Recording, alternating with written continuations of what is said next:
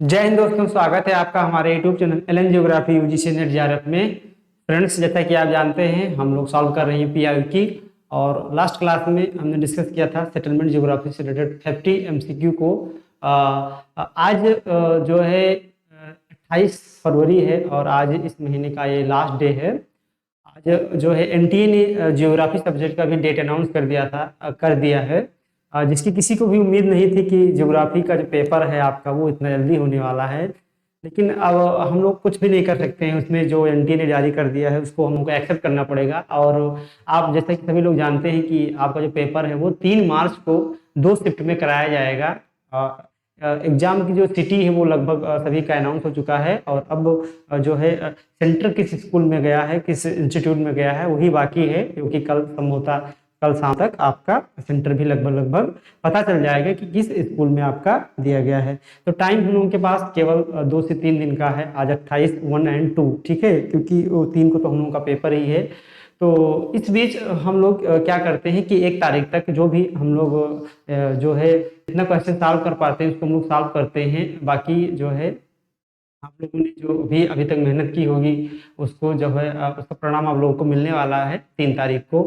तो बिल्कुल आपको परेशान नहीं होना है कि डेट इतना जल्दी क्यों आ गई। मान लीजिए कि जो भी आप तैयारी कर रहे थे थोड़ा सा स्पीड बढ़ा देनी है, और जो भी आपने पढ़ा है उसको आप अच्छे से रिवीजन कीजिए, क्वेश्चन लगाइए, बस यही काम कर सकते हैं। रिवीजन पे आपको ज़्यादा फोकस करना है। तो हम लोग भी मिलकर देखते हैं। आज हम पढ़ने वाले हैं जो इम्पोर्टेंट 100 एमसीक्यू, जो कि बात करेंगे प्रैक्टिकल ज्योग्राफी की, क्योंकि प्रैक्टिकल ज्योग्राफी आपके एग्जाम पॉइंट ऑफ व्यू से क्या है, बहुत ही इंपॉर्टेंट है। तो चलिए बिना किसी देर के हम लोग अपना जो है आज प्रैक्टिकल ज्योग्राफी के क्वेश्चन को देखते हैं और स्टार्ट करते हैं, ठीक है। चलिए पहला क्वेश्चन देखते हैं क्या है। पहला क्वेश्चन दिया गया है कि पहला क्वेश्चन हम लोग देखते हैं।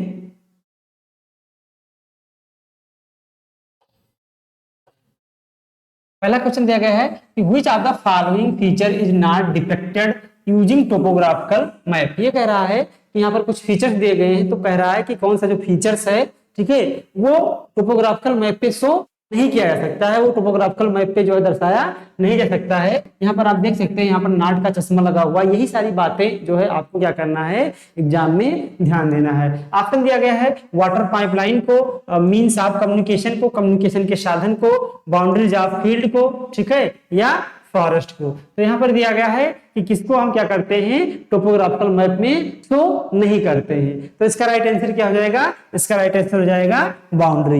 यानी टोपोग्राफिकल मैप जब आप खोलेंगे आप देखेंगे कि टोपोग्राफिकल मैप पे क्या होता है, बाउंड्री नहीं शो की जाती है, बाकी सारे लैंड फीचर क्या होते हैं, इस पे शो किए जाते हैं। तो राइट आंसर क्या हो जाएगा, C is the right answer, ठीक है। क्वेश्चन नंबर 2, दूसरा क्वेश्चन देखते हैं। दूसरा क्वेश्चन कह रहा है कि 1 in a million map is an example of, ठीक है। ये कह रहा है कि जो मिलियन मैप होता है, हम लोगों ने मैप के टाइप में पढ़ा था तो आप लोगों को याद होगा, जो मिलियन मैप होता है वो किस प्रकार का मैप होता है। ऑप्शन है cadastral map, topographical map, wall map या एक्लमस। तो इसका राइट आंसर क्या हो जाएगा, इसका राइट आंसर हो जाएगा बी, टोपोग्राफिकल मैप, ठीक है। क्या हो जाएगा, टोपोग्राफिकल मैप। यानी जो मिलियन मैप होता है वो कैसा मैप होता है, टोपोग्राफिकल मैप होता है, ठीक है। क्वेश्चन नंबर 3 कह रहा है कि daily weather map showing isobar is an example of. यानी अगर आप ये कह रहा है कि जो डेली वेदर होता है, यानी प्रत्येक दिन का मौसम आपको दिखाना है, किसके माध्यम से, उसमें क्या चीज शो कर रहे हैं, आइसोबार का प्रयोग कर रहे हैं। आइसोबार क्या है, समदाब रेखाएं, यानी इक्वल प्रेशर को कनेक्ट करने वाली जो लाइन होती है, एक इमेजिनरी लाइन होती है, उसी को क्या बोलते हैं, उसी को बोलते हैं आइसोबार। तो कह रहा है आइसोबार किस प्रकार का मैप है, ठीक है। ऑप्शन है कोरोप्लेथ मैप है, आइसोप्लेथ मैप है, कोरोकोमेट्रिक मैप्स है, नन ऑफ दीज। तो आपको बताना है कि आइसोबार कहीं पर आप दिखाते हैं तो किस प्रकार का मैप होगा। तो किस प्रकार का मैप होगा, ये राइट आंसर हो जाएगा आपका आइसोप्लेथ मैप, ठीक है, समान मैप। क्योंकि आइसो का मतलब होता है समान, यानी क्वांटिटी को बताता है, ठीक है। और उसके पीछे कुछ भी लग सकता है, आइसोथर्म लग सकता है, आइसोबार लग सकता है, आइसो हाइट लग सकती है, आइसोनेफ लग सकता है, कुछ भी लगा देंगे, ठीक है।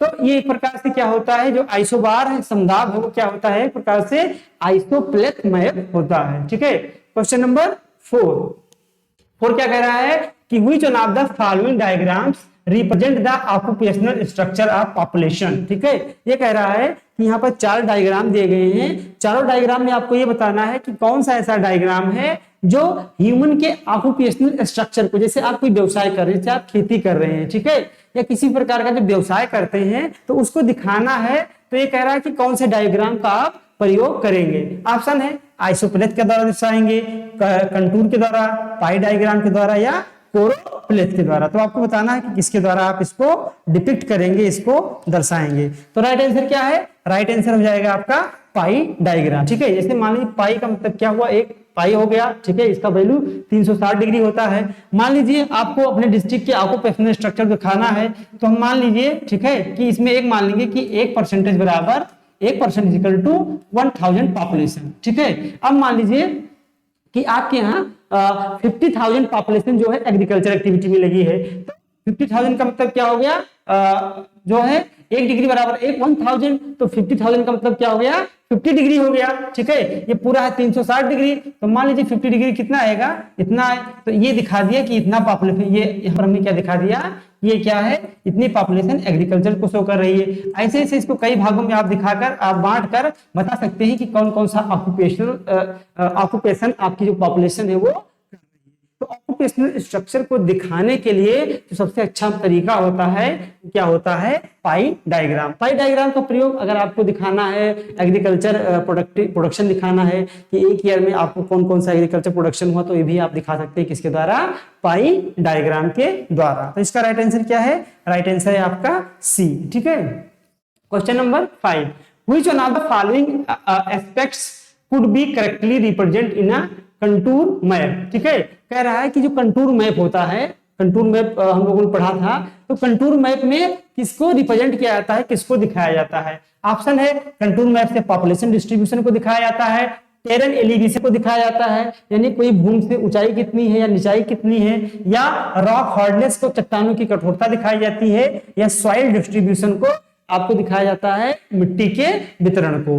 तो आपको बताना है कि जो आपका क्या होता है, जो आपका कंटूर होता है, कंटूर के मैप पे किसको दिखाया जाता है। तो कंटूर मैप पे क्या क्या दिखाया जाता है, कंटूर क्या होता है, इक्वल हाइट को जो है मिलाने वाली रेखा होती है। तो हाइट का मतलब क्या हो गया, ये टेरेन एलिवेशन को दिखाना है कि कोई भूमि कितनी ऊंची है या कितनी गहरी है। ठीक है, किससे, मीन सी लेवल से, उसी को पॉइंट करने के लिए किसका प्रयोग किया जाता है, कंटूर लाइन का या कंटूर मैप का। तो राइट आंसर क्या है, B is the right answer. Question number अगला देखते हैं 6 कह रहा है कि which one of the following mapping techniques is correct to show delineation areas having different color। यानी कौन सा ऐसा टेक्निक्स है जिसमें हम किसी भी एरिया को शो करने के लिए डिफरेंट कलर का प्रयोग करते हैं, भिन्न भिन्न रंग का प्रयोग करते हैं। ठीक है, तो आपको याद होगा जब हम लोग पढ़ रहे थे क्वालिटेटिव और क्वांटिटेटिव मैप के प्रकार की बात कर रहे थे, तो आपको इसमें बताना है, ऑप्शन है आपका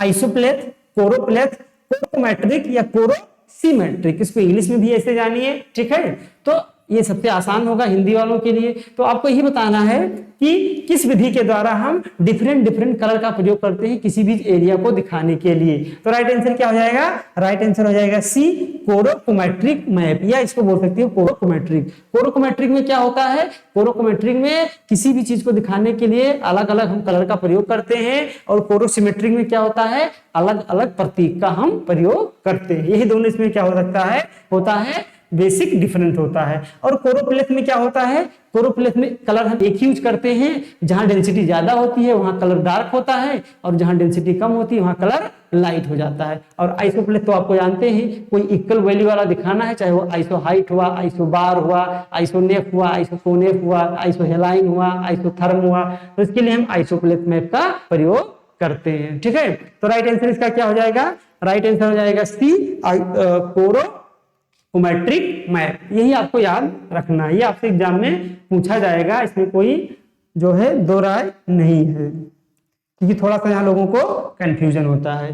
चलिए मैच द फॉलोइंग लिख लेते हैं। एक तरफ दिया है कोरोकोमेट्रिक, ठीक है, फिर कोरोसिमेट्रिक, कोरोप्लेथ और आइसोप्लेथ। तो आइसोप्लेथ का मतलब हुआ कि जो इक्वल लाइन को जोड़ेगा। तो देखिए इसमें कहा इक्वल लाइन को जोड़ने की बात किया जा रहा है। देखिए showing imaginary lines joining place of equal value. तो डी का क्या हो जाएगा, 3 हो जाएगा। ठीक है, डी का क्या हो जाएगा, 3 हो जाएगा। उसके बाद बात कर रहा है कोरोसिमेट्रिक। कोरोसिमेट्रिक में क्या है, कोरोसिमेट्रिक में अलग अलग प्रतीक का प्रयोग किया जाता है, ठीक है। तो areal distribution by symbol, symbol का मतलब प्रतीक या चिन्ह, तो इसका क्या हो जाएगा कोरोकोमेट्रिक का, ठीक है। बाकी क्या होगा, यहां पर लिखाना चाहिए TINTS, इसको आप लोग सही कर लीजिएगा, TINTS।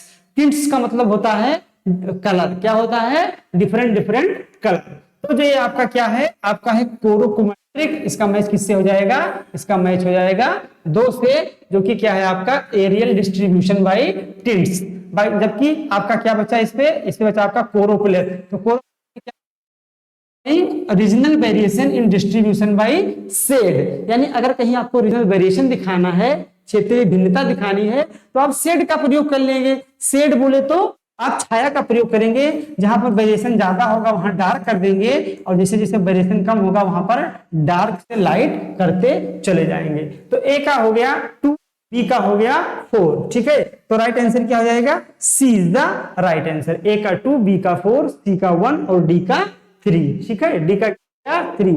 इस तरीके का जो क्वेश्चन है, थोड़ा सा कोरोकोमेट्रिक और कोरोसिमेट्रिक में अंतर आपको स्पष्ट कर लेना है। यही आपसे एग्जाम में पूछा जाएगा कि कोरोकोमेट्रिक, कोरोप्लेथ और कोरोसिमेट्रिक, इसमें बहुत ही ज्यादा लोगों को क्या होता है, कंफ्यूजन होता है। तो राइट आंसर क्या हो जाएगा, राइट आंसर हो जाएगा आपका सी इज द राइट आंसर, ठीक है। क्वेश्चन नंबर 8 कह रहा है मैच द फॉलोइंग। अगेन एक क्वेश्चन है, इसको हम लोग अच्छे से मैच कराते हैं। एक तरफ land use and land cover दिया गया है, दूसरी तरफ दिया गया है सिंबल कलर के द्वारा। इसे फॉरेस्ट है, तो फॉरेस्ट को किससे दिखाते हैं, बहुत ही जो हरा हरा रंग होगा उसके माध्यम से इसको रिप्रेजेंट करते हैं, ठीक है। कल्टीवेटेड एरिया हो गया, ठीक है, अनकल्टीवेटेड एरिया हो गया और बिल्टअप एरिया हो गया। तो जो बिल्टअप एरिया होता है उसको हम रेड कलर से दिखाते हैं, किससे, रेड कलर से दिखाते हैं। तो कल्टीवेटेड एरिया होता है जैसे कृषि हो गया, तो उसको हम येलो से दिखाते हैं। और जो अनकल्टीवेटेड एरिया होता है, अकृषित क्षेत्र होता है, तो अकृषित क्षेत्र को हम ब्राउन कलर से दिखाते हैं, भूरे कलर से दिखाते हैं। तो इसका राइट आंसर ए का 3, बी का 1, यानी ये हो जाएगा आपका D is the right answer, ठीक है। ये भी आपसे पूछा गया क्वेश्चन है, और ये भी आपसे क्वेश्चन पूछा जा सकता है, क्योंकि कलर वाले में भी लोगों को काफी क्या होता है, कंफ्यूजन होता है। अगला क्वेश्चन है which one of the following is colour is called primary colour. इसमें से आपको बताना है कि कौन सा प्राइमरी कलर है, प्राथमिक रंग किसे कहते हैं। ऑप्शन ये है व्हाइट, रेड एंड ग्रीन, ठीक है, सफेद, लाल और हरा, ब्लू, ग्रीन एंड रेड, नीला, हरा और लाल, ठीक है, yellow, violet and indigo, green, blue and black. तो आपको बताना है कि प्राइमरी कलर कौन से होते हैं। तो राइट आंसर क्या है, राइट आंसर है B, blue, green and red. नीला, हरा और लाल, इन्हीं तीनों को क्या कहते हैं, इन्हीं तीनों को कहते हैं प्राइमरी कलर या प्राथमिक रंग, ठीक है। तो B is the right answer. अगला क्वेश्चन कह रहा है consider the following line symbol related to relief, यानी कहीं पर आपको रिलीफ फीचर दिखाना है, तो इसमें आपको जो सिंबल दिया गया है उस सिंबल में आपको बताना है कि किसके माध्यम से हम रिलीफ फीचर को रिप्रेजेंट कर सकते हैं। ऑप्शन है आइसोबार के द्वारा, कंटोर्स के द्वारा, हेस्टुअर के द्वारा, आइसोक्रोन्स के द्वारा, ठीक है। ये क्रोन्स होगा, एन होगा, आइसोक्रोन्स का मतलब हो गया समान समय की रेखा। तो आपको बताना है कि रिलीफ से संबंधित कौन सा है, ठीक है, उच्चावच से संबंधित कौन सा है। तो इसका राइट आंसर क्या हो जाएगा, हो जाएगा कंटूर और हेस्टुअर, ठीक है। कंटूर के माध्यम से भी दिखाते हैं और हेस्टुअर के माध्यम से भी दिखाते हैं। तो राइट आंसर क्या हो गया, बी एंड सी। क्या हो गया, बी एंड सी, क्योंकि जो कंटूर्स होता है वो क्या होता है, इक्वल हाइट को जोड़ने वाली लाइन होती है। और हेस्टुअर में भी क्या होता है, छाया के माध्यम से हम क्या दिखाते हैं, जो है स्लोप को रिप्रेजेंट करते हैं। तो इसका राइट आंसर क्या हो जाएगा, C is the right answer, B and C. Question number 11 कह रहा है कि which one of the phenomena relationship is depicted by an ergograph. Ergograph का नाम आप लोगों ने सुना होगा, जिसके बारे में जो बताया था, किसने बताया था, पी गिडिस ने। तो कह रहा है कि एर्गोग्राफ के माध्यम से हम किसको शो करते हैं। ऑप्शन है temperature and absolute humidity, rainfall and run off, crop production and rainfall, crop season and weather condition. ठीक है, तो आपको बताना है कि जो आपका अर्गोग्राफ होता है, तो अर्गोग्राफ के माध्यम से किसको आप शो करते हैं या रिप्रेजेंट करते हैं। तो इसका राइट आंसर क्या है, crop season and weather condition, यानी किसी भी फसल की सीजन क्या है, उसकी अवधि क्या है, और साथ ही साथ उसको किस प्रकार की वेदर कंडीशन की जरूरत, इसी दो चीजों को शो करने के लिए किसका प्रयोग किया गया था, अर्गोग्राफ का, जिसके बारे में जानकारी किसने दी थी, पी गिडिस महोदय ने, यानी पैट्रिक गिडिस ने। तो राइट आंसर क्या है, D is the right answer. ठीक है, क्वेश्चन नंबर 12 कह रहा है, 12 में जो यहाँ पर स्केल दिया गया है, इसको थोड़ा मिस्टेक कर दिया गया है, इसलिए इस क्वेश्चन को हम लोग स्किप कर देते हैं। ठीक है, अगला क्वेश्चन है कि which one of the following data can be represented by means of choropleth map। ये कह रहा है कि जो कोरोप्लेथ मैप होता है, ठीक है, तो कोरोप्लेथ मैप पे किस प्रकार के डेटा को शो किया जाता है। ठीक है, ऑप्शन है लोकेशन स्पेसिफिक, किसी लोकेशन को शो किया जाता है, पॉइंट से रिलेटेड डेटा का, एरिया से रिलेटेड डेटा का, या लाइन से रिलेटेड डेटा का। ठीक है, तो कोरोप्लेथ मैप क्या होता है, जैसे मान लीजिए किसी भी एरिया में अगर आपको डेंसिटी दिखानी है, तो जहां पर डेंसिटी ज्यादा है उसको ज्यादा डार्क कर देंगे, जहां पर डेंसिटी कम है उसको हल्के से डार्क करेंगे, और जहां पर बिल्कुल कम है उसको और हल्के से डार्क करेंगे। तो ये जो आपका कोरोप्लेथ मैप होता है, इससे किसको शो किया जाता है, इससे शो किया जाता है एरिया को। किसको शो किया जाता है, एरिया को। ठीक है, तो राइट आंसर क्या हो जाएगा, C is the right answer. Question number 14 आपका मैच द फॉलोइंग का क्वेश्चन है, इसको हम लोग देखते हैं। एक तरफ दिया गया है कुछ गुण दिए गए हैं, दूसरा तरफ दिया गया है डायग्राम।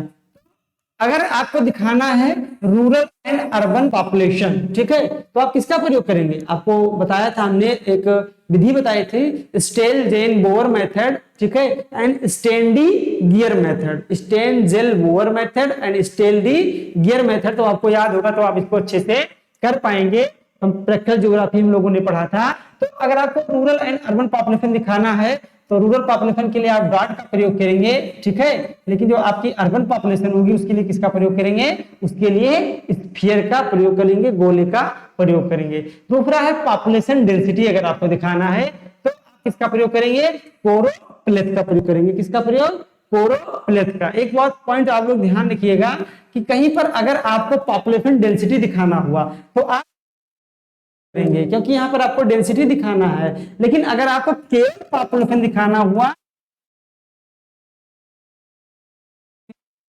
आप प्रयोग करेंगे डॉट मैप का। इसको आप गांठ बांध लीजिए, ये क्वेश्चन आपके एग्जाम में 100% पूछा जाने वाला क्वेश्चन है। एक तरफ मैच द फॉलोइंग में पॉपुलेशन डेंसिटी डाल देगा और केवल पॉपुलेशन डाल देगा, तो पॉपुलेशन डेंसिटी के लिए कोरोप्लेथ का प्रयोग करेंगे, और केवल पॉपुलेशन नंबर को दिखाना है अगर आपको, तो आप किसका प्रयोग करेंगे, तो आप डॉट मेथड का प्रयोग करेंगे। रिलेटिव रिलीफ दिखाना है, ठीक है, और उसके बाद डिकेडल पॉपुलेशन ग्रोथ दिखाना है। तो अगर आपको रिलेटिव रिलीफ दिखाना है तो आप आइसोलाइन का प्रयोग करेंगे, अगर डिकेडल ग्रोथ दिखाना है तो आप किसका प्रयोग करेंगे, कंपैरेटिव बार का प्रयोग करेंगे। ठीक है, तो राइट आंसर क्या हो जाएगा, राइट आंसर हो जाएगा आपका डी, ए का 3, बी का 4, सी का 2 और डी का 1। तो राइट आंसर क्या हो जाएगा, D is the right answer. Question number 16 कह रहा है कि which of the following diagram are called pie diagram. Pie diagram किसे कहते हैं, ऑप्शन है पिक्टोरियल डायग्राम, एक प्रकार का चित्रित डायग्राम होता है जिसमें चित्र बने होते हैं, सर्किल एंड सेक्टर डायग्राम होता है, एक प्रकार का वृत्त डायग्राम होता है, रिंग डायग्राम होता है, या स्फीयर डायग्राम होता है, कि पाई डायग्राम कैसा डायग्राम होता है। तो पाई डायग्राम क्या होता है, पाई डायग्राम एक सर्किल होता है जिसको हम कई खंडों में क्या करते हैं, विभाजित कर देते हैं। तो राइट आंसर क्या हो जाएगा, सर्किल एंड सेक्टर डायग्राम, यानी B is the right answer. ठीक है, क्वेश्चन नंबर 17 कह रहा है कि which one of the following diagrams is most suitable for depicting the distribution of urban land use types of specialty spared urban center। ठीक है, तो यहाँ पर आप कीवर्ड पकड़ लीजिए, कीवर्ड है आपका लैंड यूज टाइप। ठीक है, अगर आपको भूमि के प्रकार दिखाना है तो कुछ सोचना है, सीधा सीधा किसका प्रयोग करेंगे, पाई डायग्राम का प्रयोग करेंगे। तो इसका राइट आंसर क्या हो जाएगा, पाई डायग्राम, यानी D is the right answer. ठीक है, क्वेश्चन नंबर 18 कह रहा है flow map are used to show the distribution of which type of following data. ठीक है। एक मैप क्या होता है, फ्लो मैप। फ्लो मैप किसे कहते हैं, जैसे आपको रोड जो है रेल लाइन दिखाना हुआ, आपको रोड दिखाना हुआ, तो आप किसका प्रयोग करेंगे, फ्लो मैप का प्रयोग करेंगे। तो फ्लो मैप क्या शो करता है, ये एक लाइन शो करता है, एरिया शो करता है, पॉइंट शो करता है, वॉल्यूम शो करता है। तो आपको रेल दिखाना हुआ तो आप ऐसे क्या बनाएंगे, ठीक है, एक जो फ्लो मैप होता है, ठीक है। तो फ्लो मैप एरिया दिखाना, सड़क दिखाना है तो सड़क में क्या होगा, लंबाई और चौड़ाई होगी, ठीक है। क्या होगा, लंबाई और चौड़ाई होगा। तो जो फ्लो मैप होता है वो किसकी बात करता है, वो एरिया की बात करता है। किसकी बात करता है, एरिया की बात करता है। तो इसका राइट आंसर क्या हो जाएगा, B is the right answer, ठीक है। अगला क्वेश्चन, क्वेश्चन नंबर 19 कह रहा है which data is used to represent geographic information. अगर आपको जियोग्राफिक इंफॉर्मेशन यानी भौगोलिक ज्ञान की जरूरत है तो उसके लिए किस प्रकार के डेटा का प्रयोग किया जाएगा। ऑप्शन है list data, GIS data, GPS data, RS data. तो इसमें किसका प्रयोग किया जाता है, इसमें प्रयोग किया जाता है जीआईएस का। जीआईएस बोले तो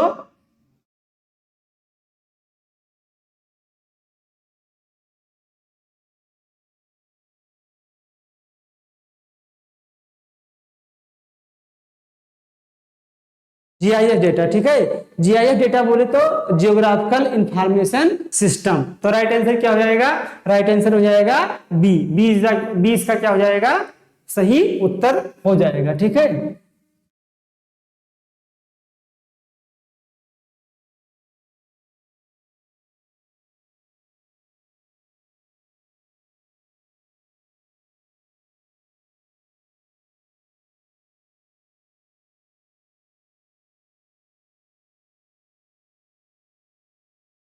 क्वेश्चन नंबर अगला देखते हैं, क्वेश्चन नंबर 20 कह रहा है कि the data related to a geographical space characterised by point, line and polygon is known as. ठीक है, ये कह रहा है कि जो हम डेटा प्रयोग करते हैं, कैसा डेटा, पॉइंट का प्रयोग करते हैं, लाइन का प्रयोग करते हैं और पॉलीगन का प्रयोग करते हैं। तो ये पॉइंट, लाइन, पॉलीगन का जो डेटा होता है वो किस प्रकार का डेटा होता है। ऑप्शन दिया गया है आपका spatial, non spatial, both A and B या डी।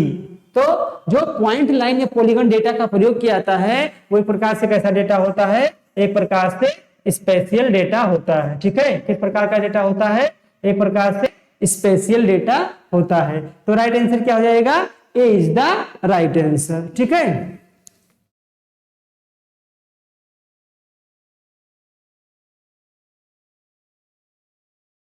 नंबर 21 क्वेश्चन कह रहा है कि the line data is a part of which of the following data GIS. ठीक है, ये कह रहा है कि जो लाइन डेटा है, कहीं पर अगर ऐसे लाइन खींच दी गई, ठीक है, तो क्या हो गया लाइन डेटा। तो लाइन डेटा किसका पार्ट है, स्पेशियल डेटा का, पॉलीगॉन का, पॉइंट डेटा का कि नॉन स्पेशियल डेटा का।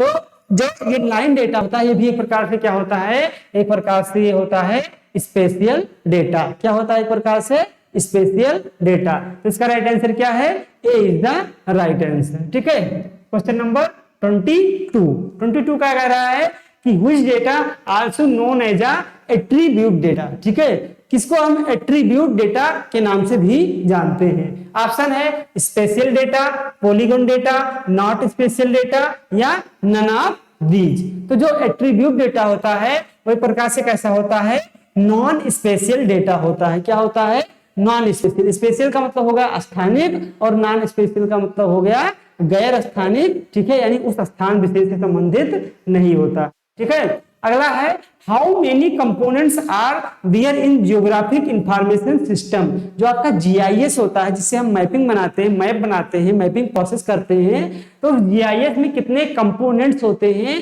कितने संघटक होते हैं, यही आपको बताना है। ऑप्शन है 2, 3, 5, 10। तो इसका राइट आंसर क्या है, इसका राइट आंसर है 5।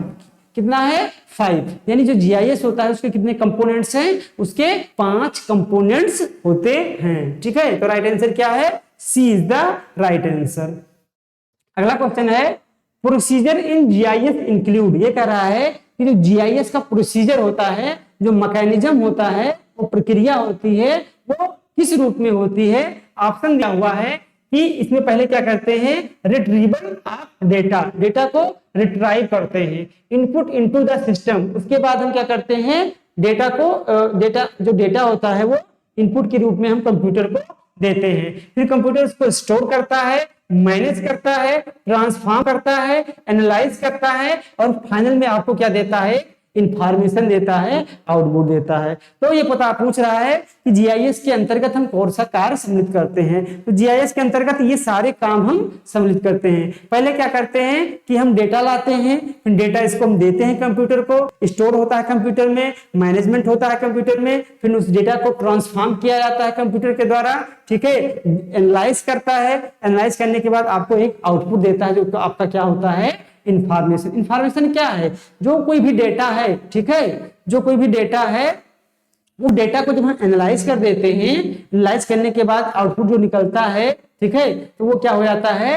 जब उसको सिस्टमेटिक वे में आपके सामने प्रस्तुत करते हैं तो वही हो जाता है आपका इंफॉर्मेशन। क्या हो जाता है, इंफॉर्मेशन। जैसे आपने कंप्यूटर को कमांड दिया कैलकुलेटर को, कैलकुलेटर भी एक प्रकार से कंप्यूटर है कि 2 × 2 कितना होगा, तो आपने पहले क्या किया, डेटा लाया, डेटा उसको दिया, फिर वो उसको मैनेज किया, एनालाइज किया, बाद में आपको फाइनल क्या दे दिया, 4, वो क्या हो गया, उसका आउटपुट हो गया। तो ये सारे प्रोसेस किसमें होते हैं, यही प्रोसेस जीआईएस में होते हैं। तो राइट आंसर क्या है, D is the right answer, ठीक है।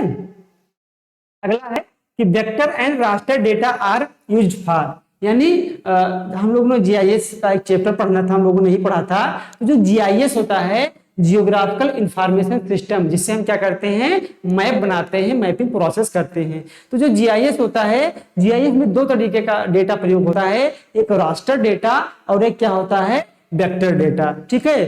तो जो आपका वेक्टर डेटा होता है वो पॉइंट, लाइन या पॉलीगॉन के रूप में प्रयोग किया जाता है, लेकिन जो आपका रास्टर डेटा होता है वो पिक्सल फॉर्म में जाता है। तो वही पूछ रहा है कि जो वेक्टर एंड रास्टर डेटा होता है उसका प्रयोग किस में होता है, तो उसका प्रयोग होता है जीआईएस में, जियोग्राफिकल इंफॉर्मेशन सिस्टम में। तो इसका राइट आंसर क्या हो जाएगा, इसका राइट आंसर हो जाएगा B, geographical information system application, ठीक है। तो राइट आंसर क्या हो जाएगा, B is the right answer. अगला क्वेश्चन कह रहा है which one of the following process is the main task for the computer in mapping the geographical data। ये कह रहा है कि जो जियोग्राफिकल डेटा, जो अगर बात किया जाए जो है किसी भी किसमें जो है which of the following process is the main task of computer, computer का प्रमुख काम क्या होता है, किसके संदर्भ में बात कर रहा है। अगर इसको हम जियोग्राफिकल डेटा देते हैं तो जियोग्राफिकल डेटा देने के बाद जो है, जो कंप्यूटर है उसका मेन वर्क क्या है, वो क्या करेगा, उसका कौन सा कार्य सबसे मेन होता है। ये डेटा को स्टोर करना इसका मेन काम होता है, डेटा को कलेक्ट करना इसका काम होता है, डेटा को विजुलाइज करना या डेटा को रिट्राइविंग एंड ड्राइंग करना। तो राइट आंसर क्या है, डेटा को रिट्राइव करना एंड ड्राइंग करना, यानी D is the right option. अगला है which one of the following feature creates problem in the satellite remote sensing data, यानी जो आप सैटेलाइट छोड़ते हैं किसी प्रकार की इंफॉर्मेशन के लिए, तो ये कह रहा है कि सैटेलाइट में बाधा कौन बनता है, सैटेलाइट जो इमेज लेता है तो उसके दौरान प्रॉब्लम कौन क्रिएट करता है। ऑप्शन है लैंड कवर, आपकी जो धरातली सतह है वो प्रॉब्लम क्रिएट करती है, क्लाउड कवर जो बादल है वो जो है प्रॉब्लम क्रिएट करते हैं, वाटर कवर या वेजिटेशन कवर। तो जब सैटेलाइट जो होता है, तो सैटेलाइट में क्या होता है कि वो क्या करता है, जो है वो रेंज निकालता है, ठीक है, क्या करता है, वो रेडिएशन छोड़ता है। तो अगर क्लाउड कवर होते हैं तो वो रेडिएशन धरातल तक पूर्ण रूप से सही रूप से पहुंच नहीं पाता है, इसलिए वो सैटेलाइट जो इमेज लेना चाहता है वो अच्छी इमेज नहीं ले पाता है। तो सैटेलाइट इमेज के दौरान जो सबसे ज्यादा प्रॉब्लम क्रिएट होता है वो कौन करता है, वो करता है आपका क्लाउड कवर। इसलिए राइट आंसर क्या हो जाएगा, 27 का बी, ठीक है, क्लाउड कवर। आगे है असर्शन एंड रीजन का एक क्वेश्चन है, इसको हम लोग अच्छे से देखते हैं थोड़ा सा। ये कह रहा है कि nearest neighbour analysis is an approach to the study of point, line are pattern. ये कह रहा है कि एक प्रैक्टिकल ज्योग्राफी में एक जो है एनालिसिस है nearest neighbour analysis. Nearest neighbour analysis की जो खोज की थी वो किसने की थी, एक विद्वान थे क्लार्क एंड इवांस, ठीक है। तो इन्होंने क्या किया था, नियरेस्ट नेबर एनालिसिस किया था, किसके लिए, इससे आप बता सकते हैं जो आपका जो सेटलमेंट होता है, अधिवास होता है, तो अधिवास बहुत सघन है कि कम सघन है या बहुत दूर दूर है, ठीक है। इसी पैटर्न की बात करता है नियरेस्ट नेबर एनालिसिस, ठीक है।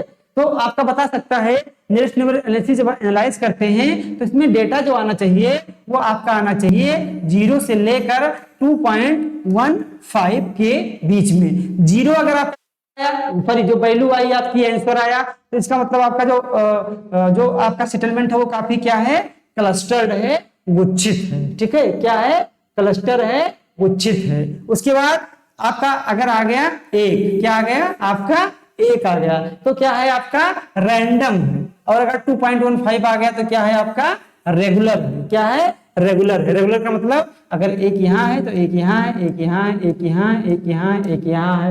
और अगर आपका एक आ गया तो रैंडम, मतलब कहीं भी आपके सेटलमेंट हो सकते हैं, कोई इसमें पैटर्न नहीं दिखाई देता है। तो इसी के बारे में बात की थी आपके क्लार्क एंड इवांस ने। तो पहला पॉइंट है वो बिल्कुल क्या है, राइट है। दूसरा कह रहा है कि measurement of the distance by comparing the observed mean distance with the expected mean distance between sampling points and their nearest neighbours, ठीक है। ये कह रहा है कि जो आप मेजरमेंट्स का मेथड प्रयोग करते हैं, ठीक है, जिसमें हम कंपेयर करते हैं ऑब्जेक्ट मीन को, ऑब्जेक्ट मीन्स के डिस्टेंस को किससे कंपेयर करते हैं, एक्सपेक्टेड मीन डिस्टेंस से कंपेयर करते हैं सैंपल लेकर। तो ये प्रोसेस किसमें करते हैं, ये नियरेस्ट नेबर एनालिसिस में हम प्रोसेस करते हैं। तो ये भी बात क्या कह रहा है, बिल्कुल ही क्या कह रहा है, सही कह रहा है। और पहला पॉइंट भी सही कह रहा है। पहले पॉइंट की क्या कर रहा है, एक्सप्लेनेशन भी कर रहा है। जो लोग नियरेस्ट नेबर एनालिसिस पढ़े होंगे वो इसको और अच्छे से क्या कर पा रहे होंगे, समझ पा रहे होंगे, ठीक है। तो इसका राइट आंसर क्या हो जाएगा, इसका राइट आंसर हो जाएगा ए इज द राइट आंसर। ये दोनों सही हैं और उसको अच्छे से क्या कर रहे हैं, एक्सप्लेन भी कर रहे हैं। अगला पॉइंट है कि which one of the following transition looks after the receiving end processing of remote sensing data in India. ये कह रहा है कि इसमें से कौन सा ऐसा सेंटर है, ठीक है, जो क्या करता है, जो रिमोट सेंसिंग से संबंधित डेटा को कलेक्ट करता है और उसको क्या करता है, प्रोसेस करके हमको इंफॉर्मेशन देता है। ऑप्शन है SAR सेंटर, ठीक है, SDS सेंटर, LPS सेंटर या NRSC सेंटर। NRSC का मतलब हुआ नेशनल सेंसिंग सेंटर, जो कि आपका कहां पर है, आपका हैदराबाद में है। तो इसका राइट आंसर क्या है, राइट आंसर है NRSC national remote sensing centre, ठीक है। ये क्या करता है, ये सैटेलाइट से डेटा को कलेक्ट करता है रिमोट सेंसिंग के द्वारा और उसको एनालाइज करता है, प्रोसेस करता है और हमको क्या देता है, आउटपुट देता है। तो इसका राइट आंसर क्या है, राइट आंसर है आपका डी। अगला क्वेश्चन क्या है, अगला क्वेश्चन कह रहा है कि radar are consider active sensors, ठीक है, वहां पर सेंसर्स लिख गया है, तो आप लोग सही कर लीजिए, सेंसर कर दीजिए। कह रहा है कि जो रडार होता है वो एक प्रकार से एक्टिव सेंसर होता है। एक्टिव सेंसर किसे कहते हैं, जो क्या करता है, सन का रेडिएशन का प्रयोग नहीं करता है बल्कि खुद से रेडिएशन को इमिट करता है। तो रडार क्या है, बिल्कुल बात सही है कि ये क्या है, एक एक्टिव सेंसर है, क्योंकि ये खुद से क्या करता है, रेडिएशन को इमिट करता है। किस प्रकार के रेडिएशन को, रेडियो एक्टिव वेव्स को, सॉरी जो रेडियो वेव्स होती है उसको ये इमिट करता है, इसीलिए इसको हम एक्टिव सेंसर कहते हैं। तो पहला पॉइंट बिल्कुल सही है। अब आइए देखते हैं कि क्या इसकी व्याख्या कर रहा है कि नहीं। पहला हो गया, जो रडार है वो एक्टिव सेंसर है। क्यों सेंसर है एक्टिव, क्योंकि these sensor are detect object and their range using radio waves. क्योंकि ये जो रडार होते हैं, ये सेंसर्स होते हैं, ये क्या करते हैं, ये ऑब्जेक्ट को डिटेक्ट करते हैं, किसके द्वारा, और रेडियो वेव्स का प्रयोग करते हैं। तो बात बिल्कुल क्या है, सही है, क्योंकि इसीलिए इनको क्या कहा जाता है, एक्टिव सेंसर कहा जाता है। रडार हो गया, लिडार हो गया, सोनार हो गया, ठीक है, ये सब क्या है, ये सब एक्टिव सेंसर के उदाहरण हैं। Both A and R true and R is the correct explanation of A, यानी कि इसका क्या हो गया, A is the right answer, ठीक है। क्वेश्चन नंबर 31 कह रहा है कि which one of the following sensor in active remote sensing sensor। आपको बताना है कि इन चारों में कौन सा एक एक्टिव रिमोट सेंसिंग सेंसर है। ऑप्शन है photo camera, multi frame camera, multi band scanner या रडार। तो अभी हम लोगों ने देखा था, इसका राइट आंसर क्या हो जाएगा, रडार। रडार क्या है, रडार एक प्रकार से आपका एक्टिव सेंसर्स का एग्जांपल्स है, ठीक है। क्वेश्चन नंबर 32 कह रहा है which one of the following altitudes belong to sun synchronous polar orbit, ठीक है। यानी जो आपका सन सिंक्रोनस जो सैटेलाइट होता है, जिसको हम पोलर ऑर्बिट सैटेलाइट कहते हैं, क्योंकि जो सन सिंक्रोनस सैटेलाइट होता है वो north pole to south pole क्या करते हैं, मूव। लोगों ने प्रैक्टिकल ज्योग्राफी में इसको अच्छे से देखा है। तो ये कह रहा है कि जो सन सिंक्रोनस सैटेलाइट्स होते हैं वो कितनी हाइट के ऊपर होते हैं। ऑप्शन है 30,000 to 36,000 किलोमीटर, 2,000 to 6,000 किलोमीटर, 300 से 1,000 किलोमीटर, 5,000 से 15,000।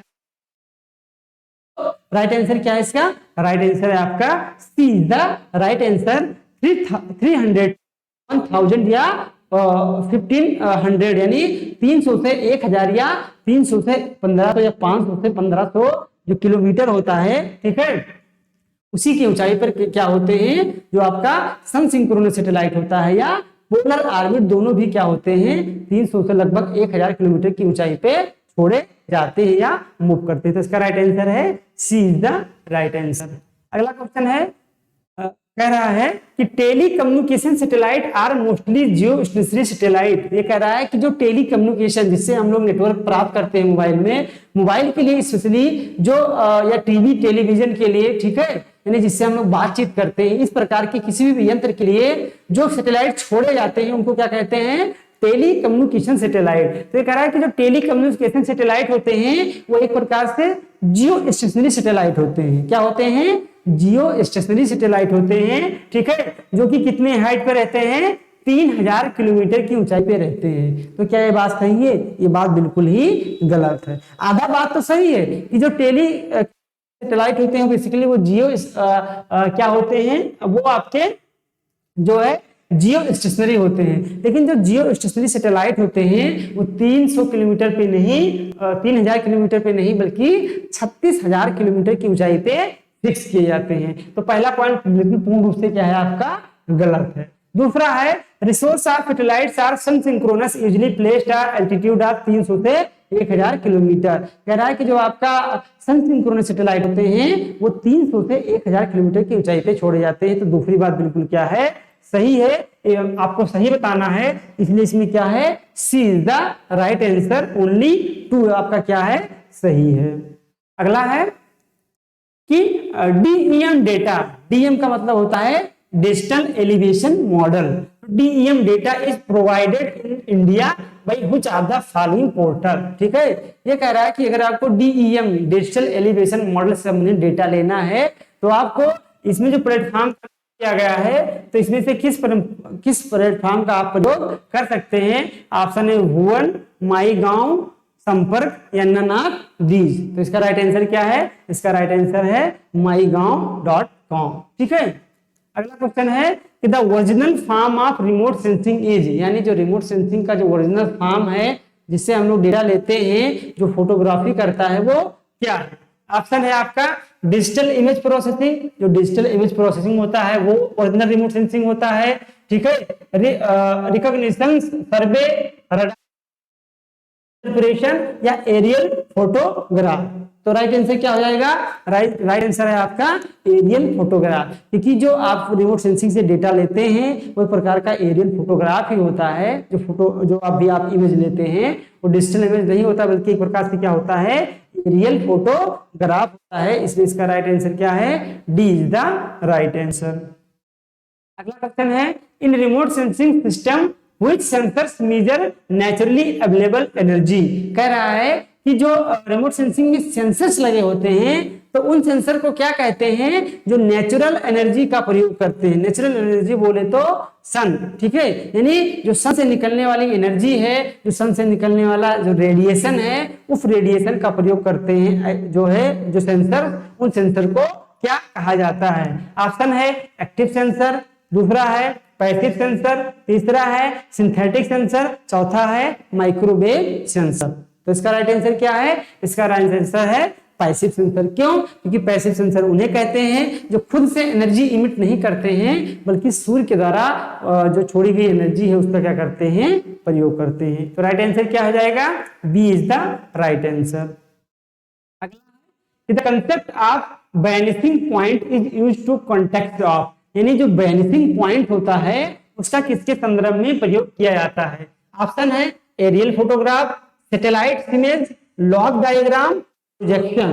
ठीक है, तो इसे जो टर्मिनोलॉजी आपको बताई जा रही है ये रिमोट सेंसिंग एंड जीआईएस की थोड़ा सा आप लोगों को टफ लग सकती है, बस आप लोग इसको अच्छे से देखते जाएंगे तो आपको एग्जाम में क्या है सारी चीजें याद आएंगी। तो इसका राइट आंसर है, इसका राइट आंसर है सी, लॉग डायग्राम। क्या है? Log diagram. ठीक है, अगला क्वेश्चन है कि which one of the following system use vector and raster data, यानी आपको भी हमने कुछ समय पहले डेटा, दो डेटा के बारे में बताया था, एक रास्टर डेटा का और एक वेक्टर डेटा के बारे में। तो आपको बता कह रहा है कि क्वेश्चन की जो रास्टर डेटा होता है और जो वेक्टर डेटा होता है उसका प्रयोग हम किसमें करते हैं? ठीक है, ऑप्शन है इसका प्रयोग हम रिमोट सेंसिंग में करते हैं, जीआईएस यानी जियोग्राफिकल इंफॉर्मेशन सिस्टम में करते हैं, ग्लोबल पोजीशन सिस्टम जीपीएस में करते हैं, या एक और दो दोनों में करते हैं। तो इसका राइट आंसर क्या है? इसका राइट आंसर है बी, जियोग्राफिकल इंफॉर्मेशन सिस्टम यानी जीआईएस में किस प्रकार के डेटा का प्रयोग करते हैं?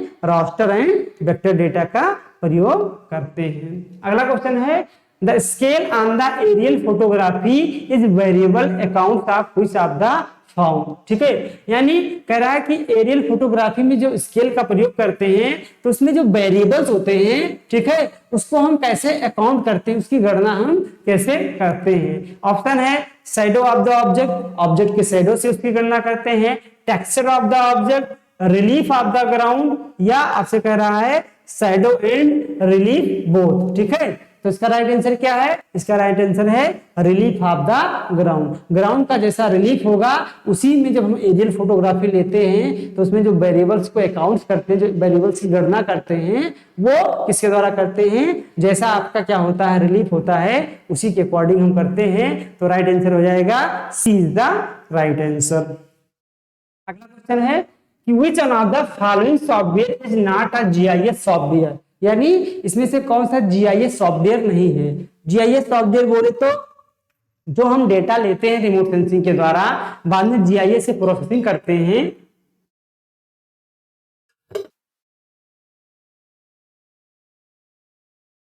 तो अलग अलग जीआईएस के सॉफ्टवेयर आते हैं। जैसे मैं जो है अपने रिसर्च में जो भी हमको मैप बनाना होता है, जैसे आपका जो है लोकेशन मैप जो आप बुक में देखते हैं, ठीक है, लोकेशन मैप हो गया या टोपोग्राफिकल मैप हो गया, किसी प्रकार का जो मैप बनाते हैं, या सॉइल मैप हो गया, ठीक है, तो उसके लिए हम जो प्रयोग करें हम आर्क जीआईएस का प्रयोग करते हैं। ठीक है, मैं खुद किसका प्रयोग कर रहा हूँ? आर्क जीआईएस का। तो ऐसे ही बहुत सारे क्या होते हैं जीआईएस के सॉफ्टवेयर हैं, ठीक है, जिसमें अलग अलग एल्गोरिदम सेट होता है और अलग अलग उसका क्या होता है कमांड होता है। ठीक है, क्या होता है?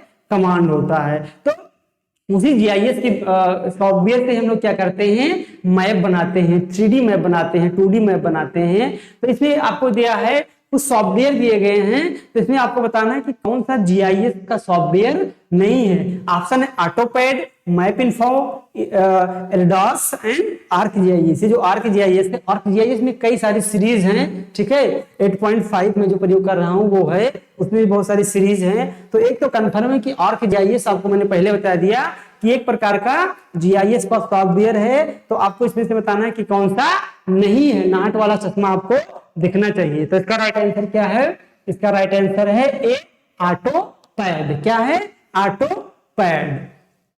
अगला है which one of the remote sensing sensors penetrate vegetation cover, यानी कह रहा है कि किस प्रकार के रिमोट सेंसिंग के सेंसर्स में जो आपका वेजिटेशन होता है, वेजिटेशन कवर आपको कहीं पर देखना हो तो कौन सा ऐसा सेंसर है जो वेजिटेशन कवर को देखता है, वेजिटेशन को पेनिट्रेट करता है, भेदता है। ऑप्शन है optical sensor and infrared sensor and thermal sensor, या ऑल टाइप ऑफ सेंसर। तो इसका राइट आंसर क्या है?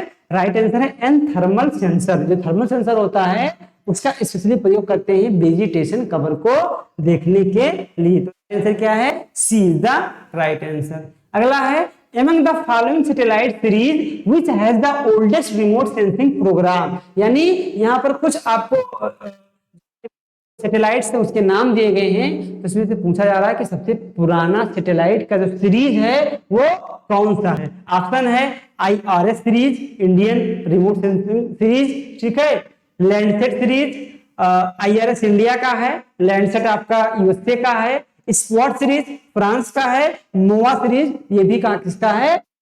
तो सबसे पुराना क्या है, लैंडसेट है। लैंडसेट जो आया था वो कब आया था, वो 1972 में सैटेलाइट आया था। ये क्या है, इन चारों में सबसे पुराना सैटेलाइट सीरीज है। तो ऑप्शन क्या हो गया, B is the right answer. अगला क्वेश्चन कह रहा है consider the following statement regarding to GIS।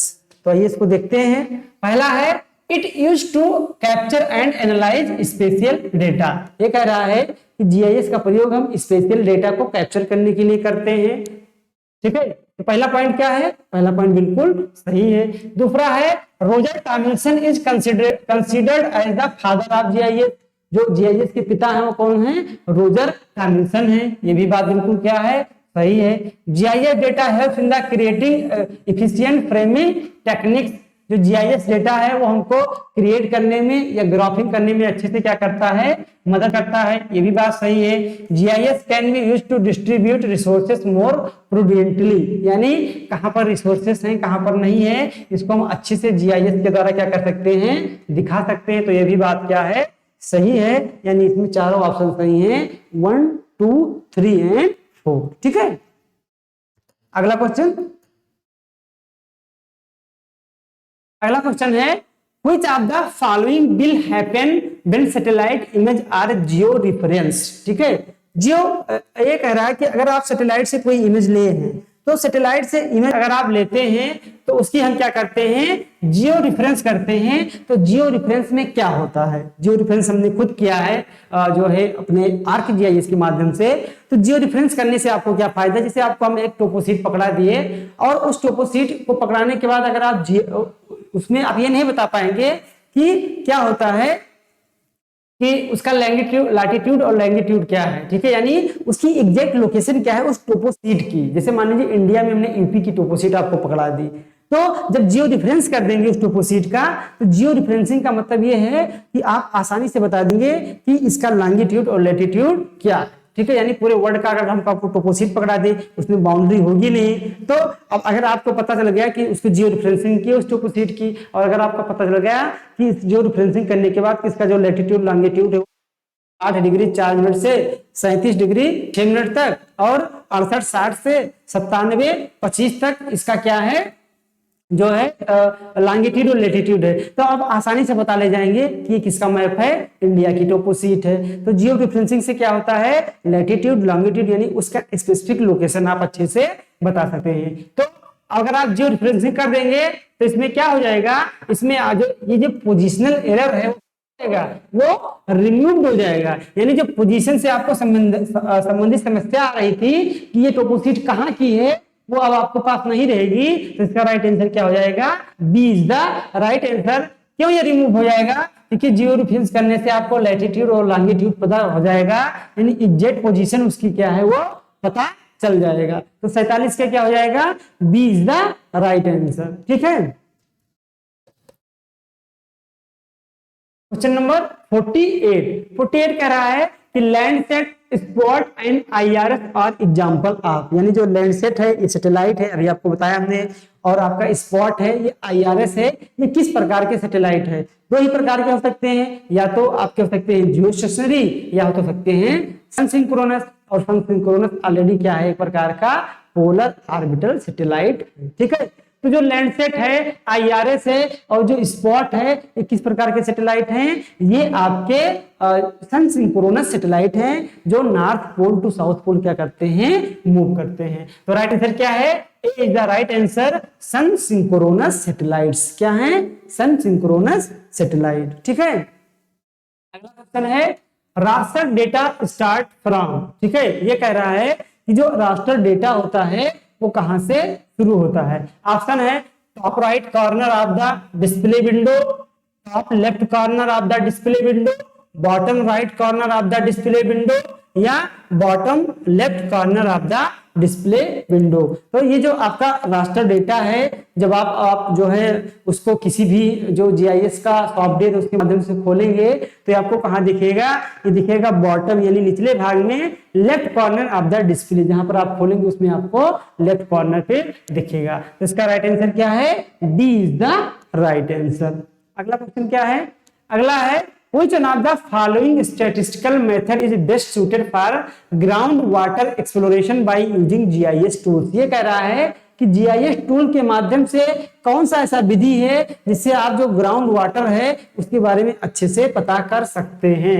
Option है standard deviation method, principal component analysis method, trial and error method, index overlay method. तो इसका राइट आंसर क्या है, राइट आंसर है index overlay method. Index overlay methods के माध्यम से क्या होता है कि एक इंडेक्स को दूसरे इंडेक्स पे ओवरलाइन कराया जाता है, ओवरलैप कराया जाता है और उससे आप आसानी से पता कर लेंगे कि ग्राउंड वाटर कहां पे है, कहां पे ग्राउंड वाटर नहीं है। ठीक है, तो ये आपके 50 क्वेश्चन हो गए।